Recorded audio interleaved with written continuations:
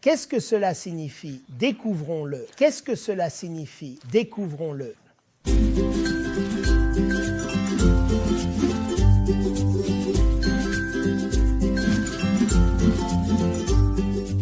Chaque dimanche, vous allez à l'église, le prêtre se retourne et dit « Paix à tous ».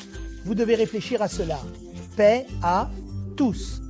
Dans l'église arménienne, avez-vous déjà étudié l'histoire arménienne? Elle est marquée par des désastres, des guerres, toutes sortes de tribulations, et pourtant, l'église arménienne dit « paix à tous ».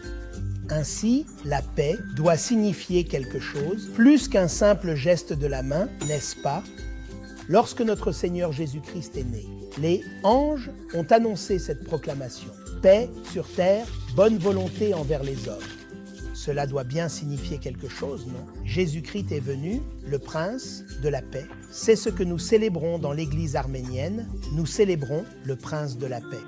Et donc, lorsque vous entrez dans une église arménienne, malgré toutes les tragédies qui se produisent, il y a une opportunité pour nous de nous connecter à la paix. Vous voyez, dans le monde, il y a des guerres, il y a des tribulations, il y a toutes sortes de difficultés.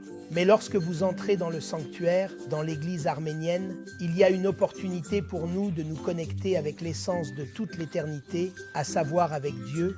Le psalmiste dit « Reste tranquille et sache que je suis Dieu ». Pensez-y un instant, l'église doit être le sanctuaire et nous sommes les membres de l'église. Nous devons apporter cette paix et donc, lorsque nous entrons dans l'église, le prêtre, en insistant fortement sur ce message, vient vers nous et dit « La paix du Seigneur Jésus-Christ est avec vous, Archoun, un ministre ». Le mot en arménien signifie paisible. Il y a différentes choses qui peuvent être paisibles. Signifie cet état paisible. Que l'état de paix soit avec vous.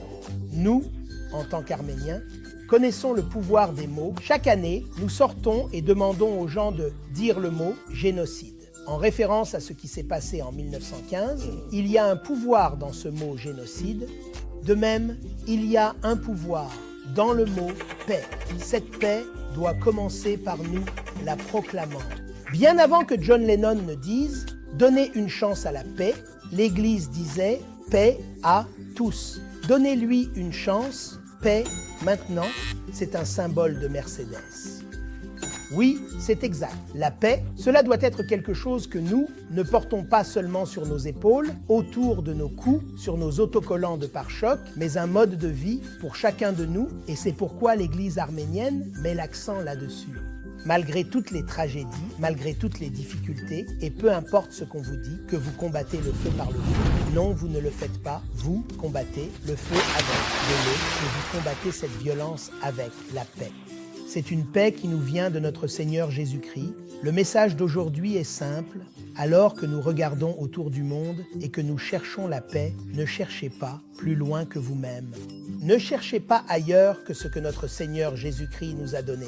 Son corps sacré, la Sainte Église. Dans votre Église, il y a un message et parfois, il est difficile d'en trouver un. Mais quand vous cherchez, réfléchissez, cherchez et vous trouverez. Cherchez-le. Soyez le chercheur de paix. Ne cherchez pas à l'extérieur, mais à l'intérieur de votre propre vie. Comment? Les munitions, le prêtre le dit chaque semaine, tout au long de la divine liturgie.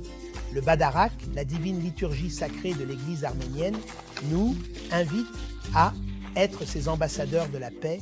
Vous voulez la paix dans le monde? Que cela commence avec vous.